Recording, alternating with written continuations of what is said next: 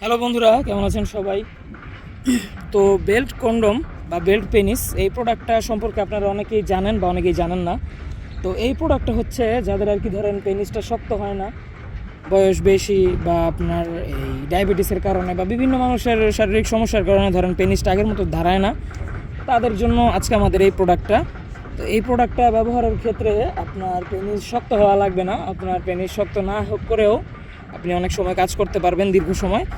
আর এই প্রোডাক্টটা হবে 7 ইঞ্চি, এটার আগা নরম বডি হার্ড। বেল্ট পেনিস মানেই এটা, ধরেন আপনার পেনিস যদি নাও দাঁড়ায় তবে আপনি এটা দিয়ে কাজ করতে পারবেন, ঠিক আছে?